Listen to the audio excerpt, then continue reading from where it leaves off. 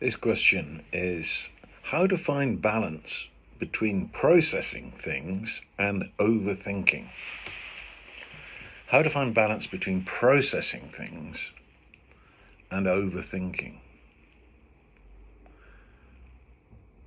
This question suggests that the processing of things, the experiences that we have, and that the feelings that we have, and the experiences that happen, that the processing of these things is done by the internal chattering. So we talk to ourselves and call that processing things. Well, that isn't my experience. My experience is that any trauma or any difficulty or any experience that I've had is processed internally on an unconscious level. Over time, things get processed. And in fact, things get processed perfectly if we leave them be. Now, occasionally, something will present itself in our conscious mind to be looked at and accepted. But it doesn't take a lot of thinking. Our internal dialogue, who we think is who we are, has made us believe that the way to understand what's going on, that the pathway to clarity is by thinking. The more thinking you do, it says, the clearer you'll be. Have a good old think about it and you'll understand it. But is that what clarity is? Is clarity the product of thought?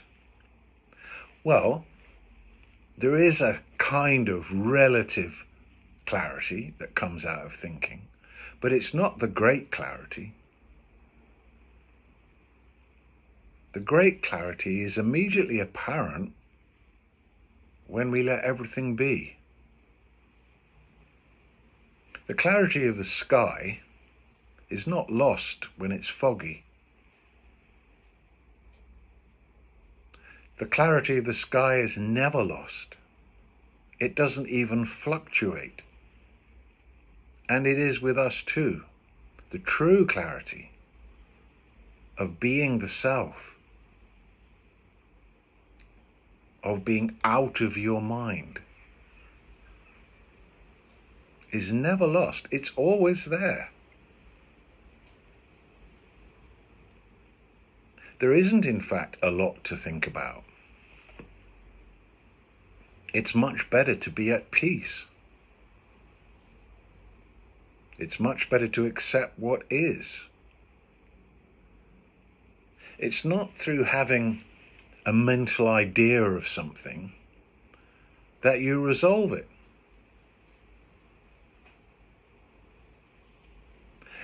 If having a mental ideas allow you to resolve something, it's because you accepted it. Very often it's acceptance that we need to have. Accept things as they are, accept people as they are, accept oneself as one is. Most of our thinking turns out to be overthinking. Is that a radical view? When we consciously think, then our thoughts have some value. But when we just let our minds go and unconsciously think, they'll come up with all kinds of nonsense. Thoughts, the quality and content of our thoughts are given by who we're being that life is in any one moment. If we're being insecure, if we're being unsure, if we're being lost, then our thoughts will reflect that. But our relationship to our internal thinking tends to be that we think from the same place, and that all our thoughts are equally valid, and that all our thoughts are a reflection of reality. And it has to come some time to the point where you realize that isn't the case. That most of your thinking is entirely based on how you're being, who you're being in that moment, and is not a reflection of reality.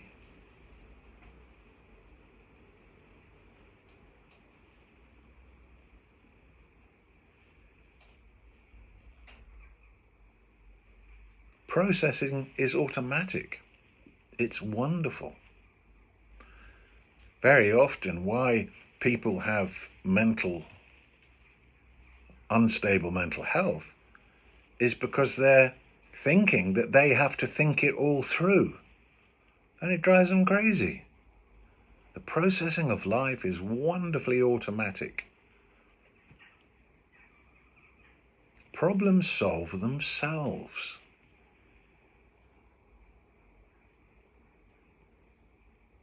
And the best way to facilitate that natural processing is to be at peace.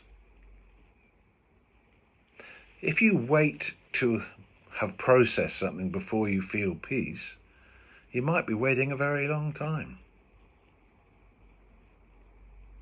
Feel peace. Feel the self.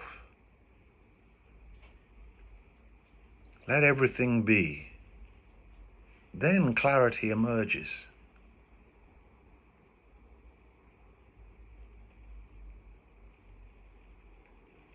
And you start to realize that actually so much of what you're thinking is really just characterizing. And how you characterize things, how you characterize your thinking, that's not how it is. It's a characterization. But we mistake characterizations for reality. As we awaken, as we get more and more conscious that we're alive, then we find that we don't really want to be thinking quite as much as we were. That thinking isn't all it was cracked up to be. That there's a different kind of knowingness. There's a different kind of clarity. That when we let things be, we can see how they are.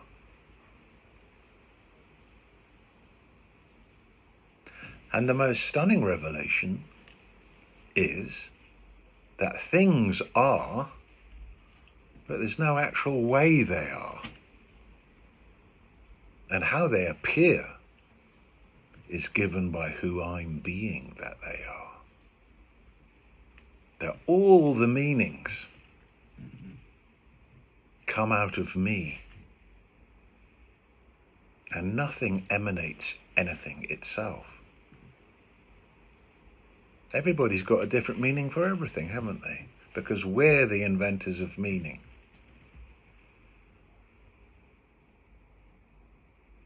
Life processes naturally. You're not the thinker. You're the witness. The witness is the place to look at life from. Then you'll see. If you try and sort out your psychological self while still identifying as it, you're going to have a very laborious task that won't produce much result. But if you recognize the self that is untouched by all that's happened, then from there, if you choose to look into the psychological self, you will see much more clearly how it's set up, how it works, and what needs to be accepted.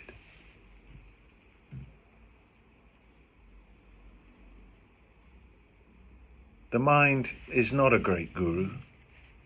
It's not even a good friend. It's the single source of our suffering. And another way is possible, where the mind becomes quiet. We become awake. We choose our thoughts. And we focus. from the self into life. And then we know peace. Then we're at peace with the past. Then we're at peace with life. Then we're our peace ourselves. We actually are that peace. So there's a great journey, a wonderful journey, out of thinking into knowing. And this is the way of the heart.